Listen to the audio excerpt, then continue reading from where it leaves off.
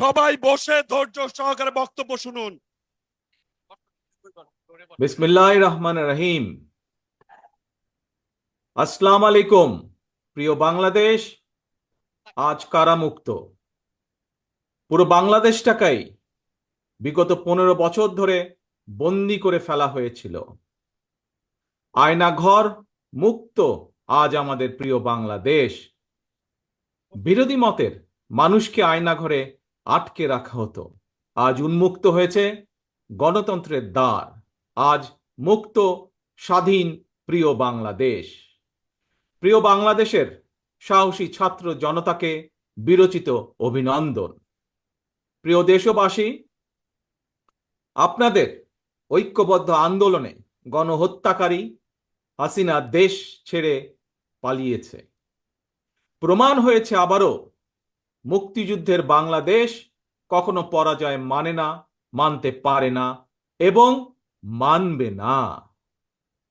বাংলাদেশের পক্ষের শক্তি ঐক্যবদ্ধ থাকলে কোনো অপশক্তি বাংলাদেশকে দমিয়ে রাখতে পারবে না ইনশাল্লাহ।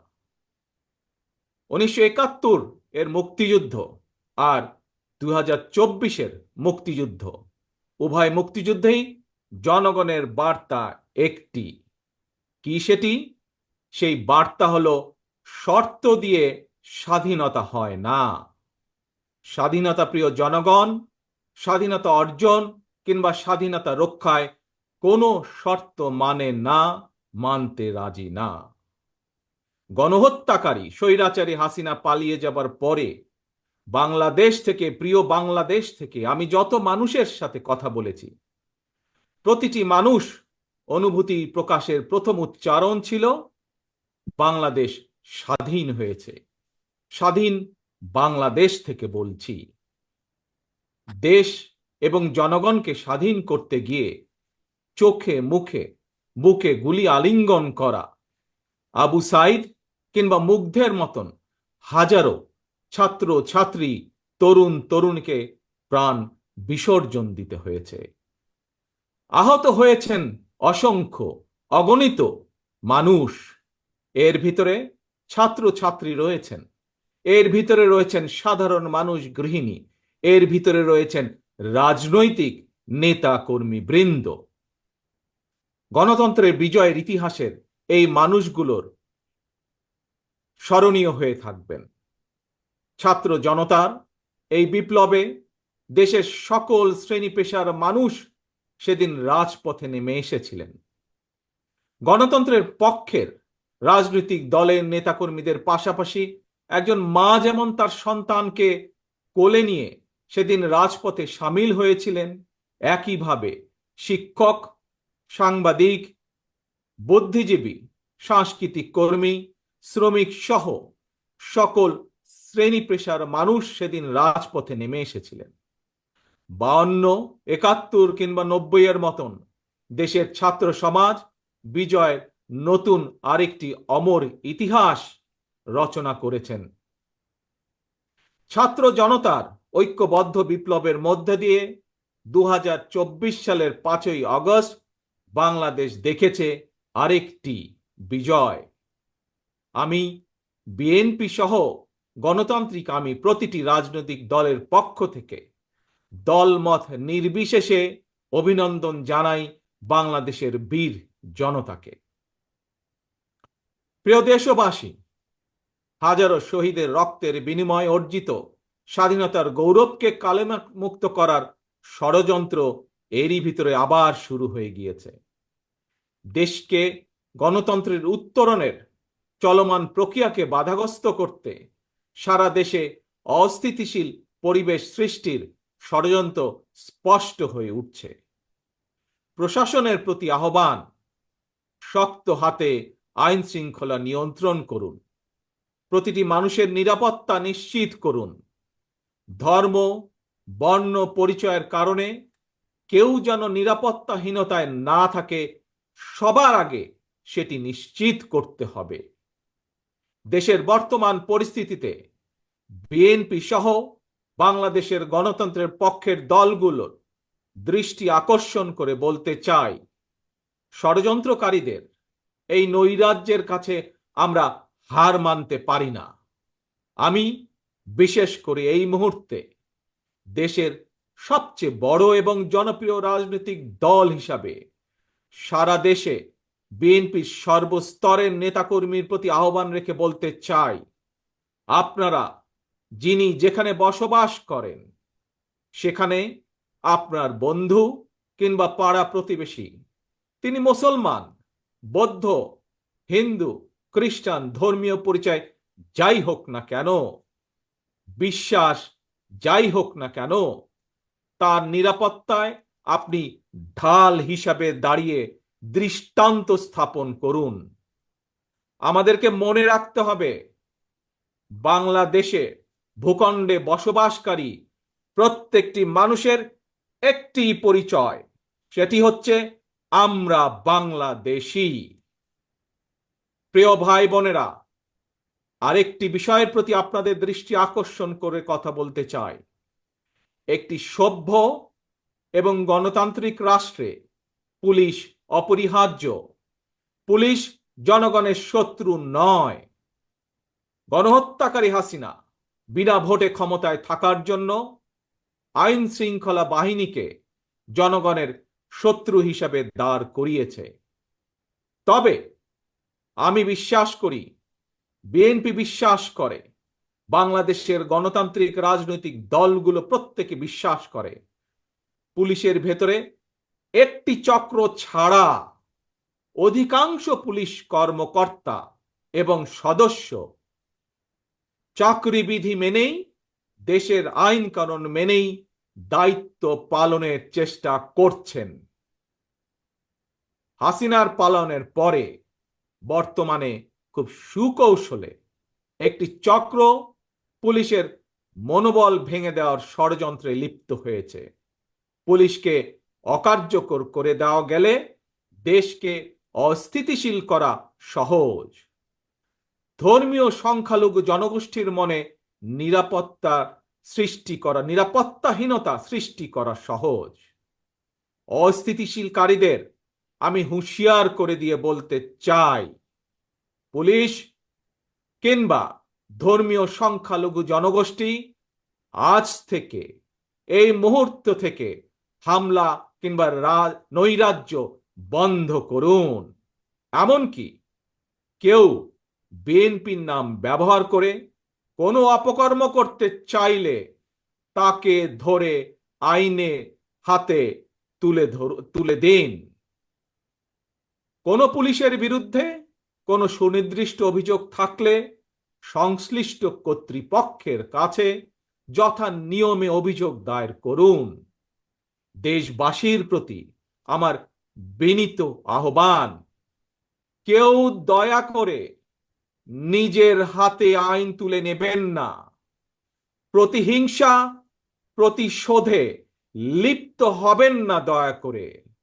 বিচারের ভার নিজ হাতে দয়া করে তুলে নেবেন না। কেবল দৃষ্টান্ত অনুসরণ নয়, নিজেই দায়িত্বশীলতা এবং মানবাধিকার দৃষ্টান্ত স্থাপন করুন। প্রিয় ভাই বোনেরা, অতীত সমালোচনা কিংবা নৈরাজ্যের বদলে নৈরাজ্য কোনো সমাধান হতে পারে না, বরং বিশ্বের সঙ্গে তাল মিলিয়ে আমাদেরকে এগিয়ে যেতে হবে। শাসন প্রশাসনকে সময়োপযোগী করে গড়ে তোলা এখন সবচাইতে গুরুত্বপূর্ণ সময়ের দাবি। জ্ঞানভিত্তিক রাষ্ট্র সমাজ নির্মাণের লক্ষ্যে নিয়োগ কিংবা প্রমোশনে মেধার সর্বোচ্চ অগ্রাধিকার থাকতে হবে। দেশকে আমদানি নির্ভর কিংবা বৈদেশিক নির্ভরতা থেকে বের করে আনতে হবে আমাদেরকে। দেশীয় উৎপাদন এবং উৎপাদনের প্রযুক্তিত নির্ভরতা বাড়াতে হবে। দেশে কর্মসংস্থান তৈরি করে বেকার সমস্যার সমাধান দ্রুতই চেষ্টা করতে হবে সমাধান করার জন্য। গার্মেন্টস, শ্রম, ঔষধ, আউটসোর্সিং সহ সম্ভাবনায় খাতগুলোকে নিয়ে রফতানির বাজারের আওতা আমাদেরকে যে কোনো মূল্যে বাড়াতে হবে। প্রযুক্তি নির্ভর এবং কর্মমুখী শিক্ষা ব্যবস্থা চালু করে দেশে বিদেশে শ্রমবাজারের প্রতিযোগিতায় টিকে থাকার মতো দক্ষ এবং মেধাবী প্রজন্ম গড়ে তুলতে হবে। স্বাস্থ্য চিকিৎসা ব্যবস্থাকে আধুনিক এবং বাস্তবসম্মত করার লক্ষ্যে প্রাথমিক স্বাস্থ্য সুরক্ষা নীতির উপরে অবশ্যই গুরুত্ব দিতে হবে। সবার জন্য সুবিচার নিশ্চিত করতে আইনের শাসন নিশ্চিত করা অবশ্যই প্রয়োজন এবং নিশ্চিত করা হবে। প্রিয় ভাই বোনেরা, দেশে কিংবা প্রবাসে এমন অনেক বাংলাদেশী রয়েছেন যারা জ্ঞানে বিজ্ঞানে অভিজ্ঞতায় সমৃদ্ধ। প্রচলিত রাজনৈতিক ব্যবস্থায় বিজ্ঞদের এরকম অনেকেই সংশ্লিষ্ট হতে চান না। সুতরাং এইসব গুণী মানুষদেরকে রাষ্ট্র পরিচালনায় ও নীতি প্রণয়নে অন্তর্ভুক্ত করতে জাতীয় সংসদে উচ্চ কক্ষ চালু করার প্রস্তাব বাংলাদেশ জাতীয়তাবাদী দল রেখেছে। এরই ভিতরে রাজনৈতিক এবং রাষ্ট্র পরিচালনায় গুণগত পরিবর্তন আনতে না পারলে আমাদের আজকের এই বিপ্লব কাঙ্ক্ষিত ফল মিলবে না। প্রিয় ভাই বোনেরা, 12.5 কোটি ভোটারের অধিকার কেড়ে নিয়েছিল স্বৈরাচার। গত 15-16 বছর ধরে জনগণের উপরে স্বৈরা শাসন চাপিয়ে দিয়েছিল।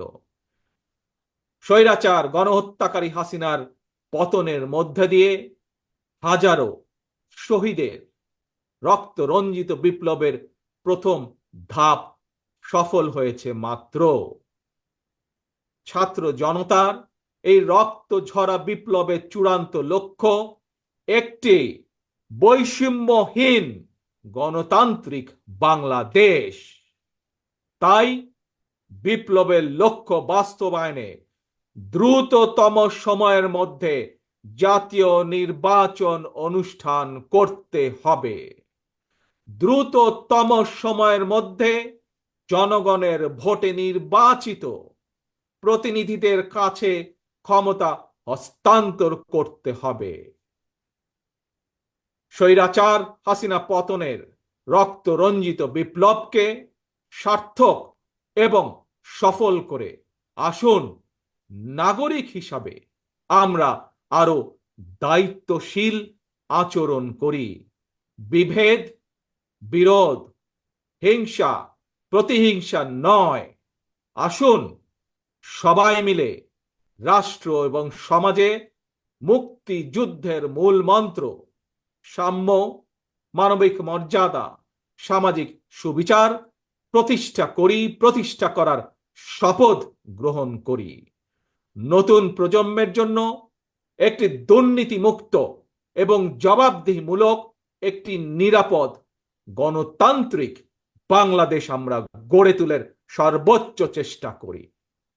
সর্বশেষে আমি আমার দলের নেতা কর্মী সমর্থক শুভাকাঙ্ক্ষীদের উদ্দেশ্যে বলতে চাই, আমরা সকলে ঐক্যবদ্ধ থাকলে তারুণ্যের জন্য যে তারুণ্যর নেতৃত্বে আজ বাংলাদেশের এই বিপ্লব সফল হয়েছে, আমরা সকলে ঐক্যবদ্ধ থাকলে আগামী দিনের বাংলাদেশের জন্য তারুণ্যের জন্য একটি নিরাপদ ভবিষ্যৎ আমরা গড়তে পারবো ইনশাল্লাহ। সবাই যার যার এলাকায় জনগণের সঙ্গে থাকবেন, জনগণকে সঙ্গে রাখবেন, কারণ জনগণই বিএনপির সকল ক্ষমতার উৎস। আল্লাহ হাফেজ। বাংলাদেশ জিন্দাবাদ। বাংলাদেশ জাতীয়তাবাদী দল জিন্দাবাদ।